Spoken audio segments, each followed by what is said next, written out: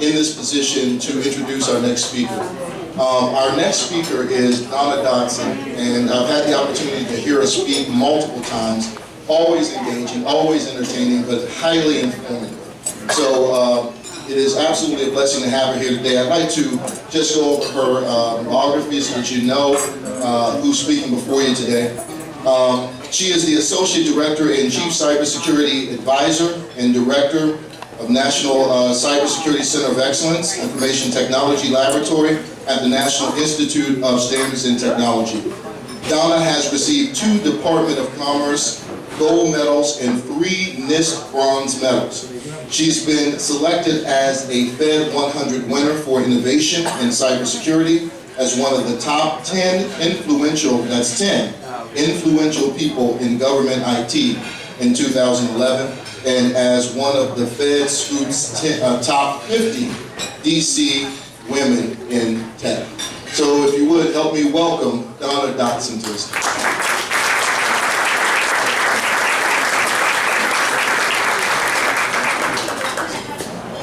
Absolutely.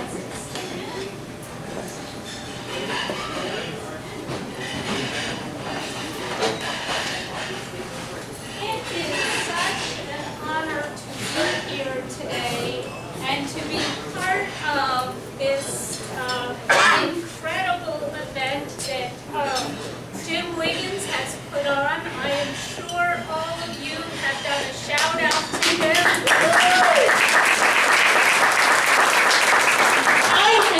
The honor and the privilege to work with Jim for several years, and nobody is making an impact in this space like Jim is. So it is truly an honor for me to be up here and to be part of this event today. I wanted to talk with you on a slightly different shift than perhaps many of the discussions that are held in cybersecurity across the U.S. government. I've been in this space for many, many years. We could talk about decades. And I recall being at NIST when people really didn't know what to do with cybersecurity because it really wasn't part of computer science. There really weren't books available. Dorothy Benning's book on cryptography was available, but it was the only book on cybersecurity at that time, and it was export controlled. And at that time, people were like, who would want to do something bad on the internet? This just doesn't make sense. So we've evolved a very long way since that time. And I want to read you a couple of quotes. I do have some slides that I'm going to leave behind that have some URLs and things like that go over some of the material I'm covering today. But since it was a lunchtime speech, I didn't want to do that by PowerPoint. But I have everybody in this room and all the folks dedicated to cybersecurity and industry and government sometimes put in 10, 12-hour days. I know many of us do that at NIST. And a lot of times on Saturday mornings, I take that as an opportunity to catch up on the real world, things that are happening outside of the cybersecurity space. So I go to my gym class and I do my spin thing, and then I go to out and get a cup of coffee at our local coffee shop in Gettysburg, Pennsylvania, where I live. And I look through The Economist. I don't know how many of you ever look through The Economist, but it kind of gives you a rundown on events that are happening. And in 2012, Babbage had a blog that says, "No one knows for sure. Corporate America is believed to lose anything from $100 billion to $1 trillion a year from online theft of proprietary information, trade secrets, research findings, internal cost, marketing plans, personal information, credit card numbers, data account details, and much more." In 2014, The Economist had the Internet of Things to be hacked. Cybersecurity is now part of all of our lives. Patches and other security updates arrive for phones, tablets, and PCs. Consultants remind us not to open unknown files or plug unfamiliar memory sticks into computers. Now, a new phase in this contest is emerging, the Internet of Things. This involved embedded miniature computers and objects, connecting them to the Internet using wireless technology. And then it talks about how many billions of devices that we expect to see in the upcoming years. But sometimes we think about cybersecurity as a national security issue. For me, it is both a national security issue as well as a digital economy challenge. We in this nation are truly dependent on the digital economy, and creating trust, security, and reliability in that digital economy is essential for all of us in all aspects of our lives. And NIST is an agency under the U.S. Department of Commerce. How many people are familiar with NIST? How many people are familiar with NIST as a cybersecurity organization or beyond? How about the beyond part? Yeah, so there's a, no.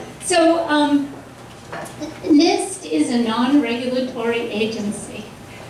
And depending on your field of interest, NIST means very different things to very different people. We have at NIST Nobel Prize winning physicists who worked on the Schroeder cat, is the cat dead or alive, on time standards where we go out to the billionth of a second and beyond, to quantum information science, materials measurement. We actually are working with the National Football League on measuring materials and actually absorption so that they can understand some of the head trauma that's occurring today and some of the different materials like helmets. In addition to that, NIST has an extremely robust cybersecurity program that we have been in this space since the late 1970s. But sometime when you're in our area, please give me a shout out and we'll give you a tour of the other great things that we do there.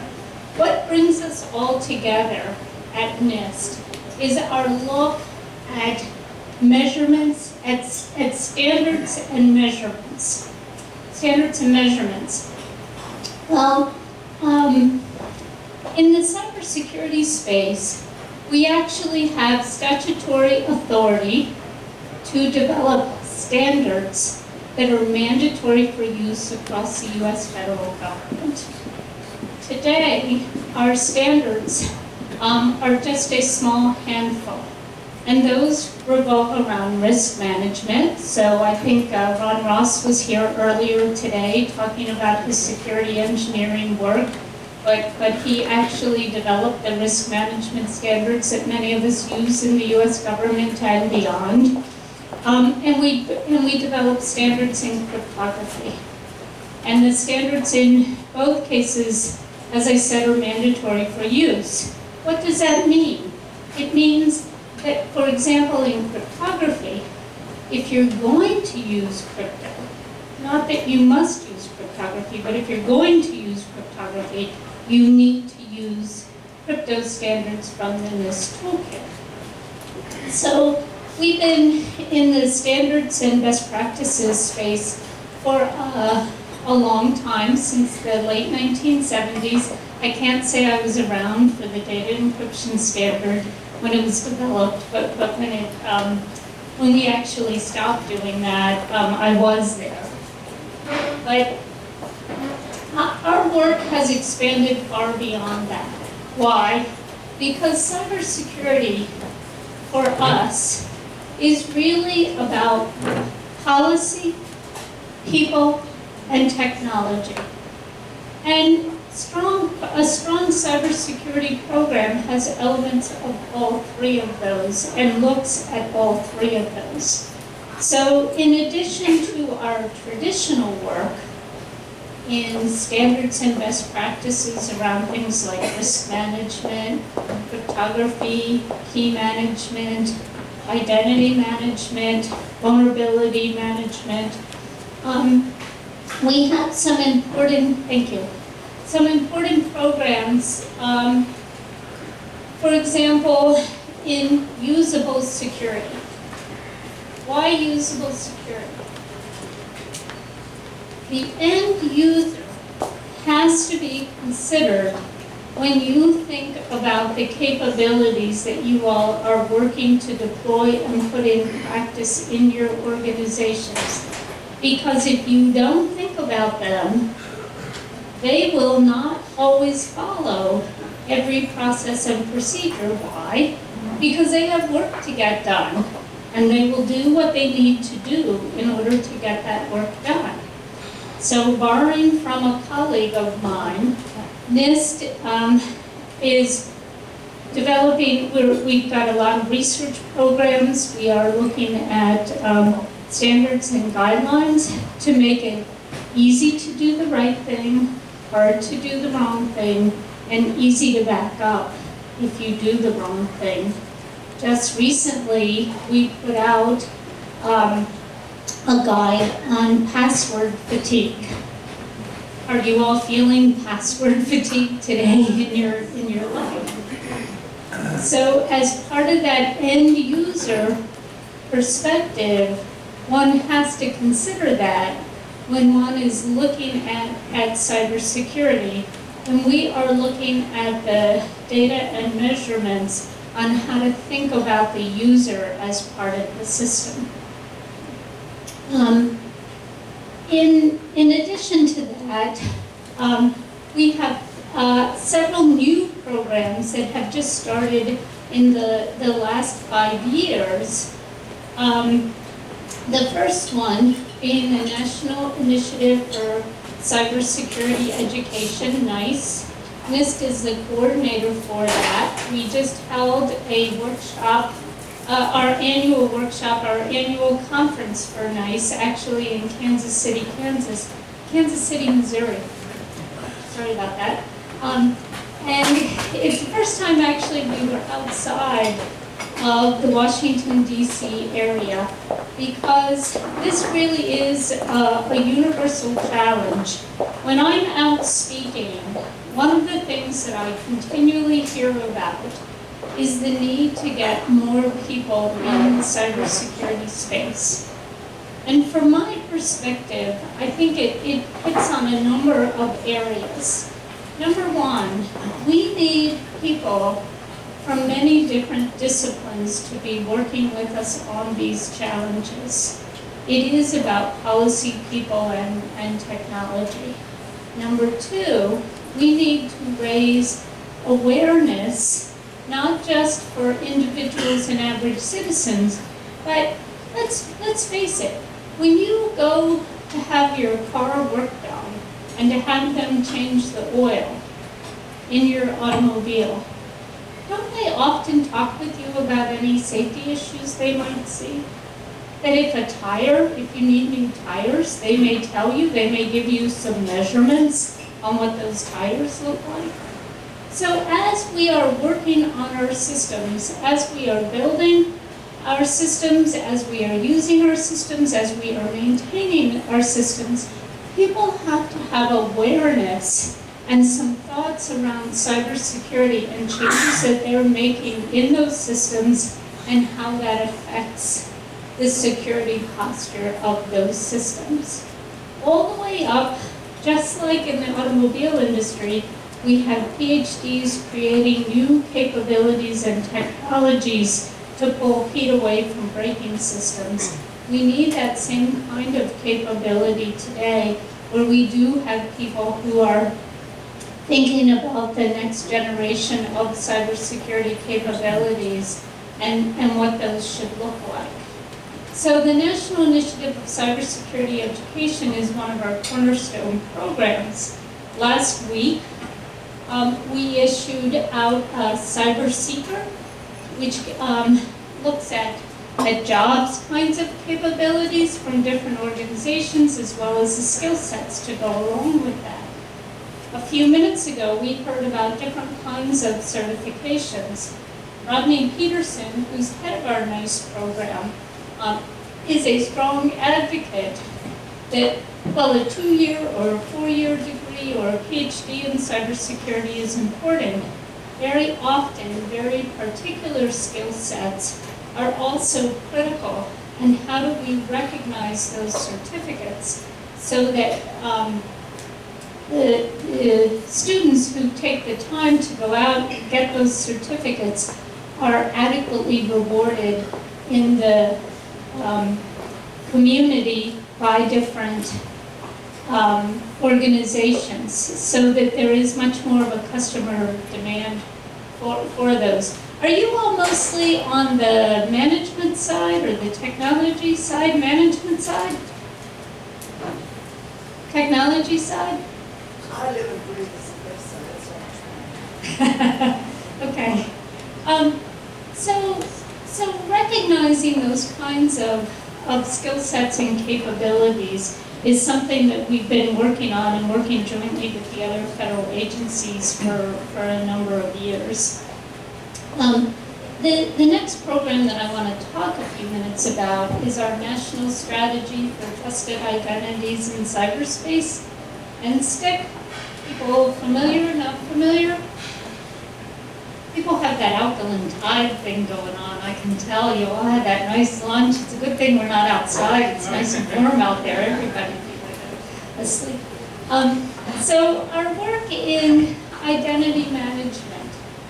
If you look at where bad actors always start, it really is on the credential side. It really is being able to access the system through weak identity management kinds of capabilities that we have in place.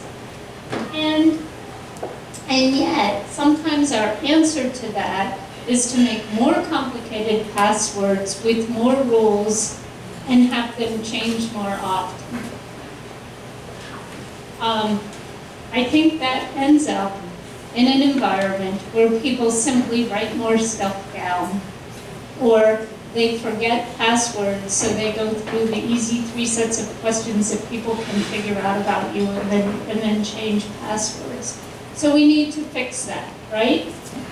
Well, NIST has been working for 5 years in this space, and the principles that surround that are strong security, privacy preserving, that they are easy to use, that usability is an important feature of those, that it's run by the private sector in ways that you can opt in or as needed. If you need more than one credential, that's okay. So we're not looking at a universal ID across the government. We've had a lot of successes with our pilots. I don't think we're there yet. I don't think the ecosystem exists in the way we would like to see it. How many people are able to use multi-factor or different kinds of authentication outside of the work you do in the US government? So in your home lives and things like that, you're able to use multi-factor authentication. And somebody lifted up a phone as an example. And I think one of the really tough challenges, even when you use something like a phone, is being able to attach that identity so that it really does online represent Donna Dodson if that's who it's supposed to represent. So when we talk about the identity management process, we're talking about really being able to register that ID, to be able to tie it to an individual when that's important. We're talking about how to use that credential. and how to retire that credential and obtain a new one if needed. So that entire life cycle, and there's still a lot of work to be done on that. Back in the days when I really did work, a couple of colleagues and I wrote a document called E-Authentication Special Publication 863, which is used a lot in the identity management space. And this just came out with a draft revision of 863 that tries to really broaden the perspective. One area that I think would be really important for you all to tie into, as somebody rightly held up a phone and thought about maybe like an SMS message that comes with a code. Given some of the spoofing that have occurred with SMS messages, we question the use of that. It created in misterms and uproar because we received a lot of comments on that. But there are a number of aspects in stronger identity management that we all have to be working toward and to be thinking about. So I encourage you all to take a look at that and to give us feedback, because identity management is one of the biggest challenges that's out there. And how we deal with that, how we deal with the interoperability and the usability, the security and the privacy are always critically important. I think there's a big tension across society right now between security and privacy, and particularly in the identity management space. So NIST is not a policy-making organization or a technology standards measurement organization. So we need to hear from you all about those important policies, and we can think about the kinds of technologies and help you implement those. The next project that I wanted to talk a little bit about is the framework for improving critical infrastructure cybersecurity. People familiar with the framework? Yeah? No? Yeah? So, what's your impression of the framework? You all said you kind of in the less in the management, more in the technology space. Anyone? Good, bad, indifferent? The framework for improving critical infrastructure cybersecurity came out of Executive Order 13636, and it has 5 high-level principles: identify, detect, identify.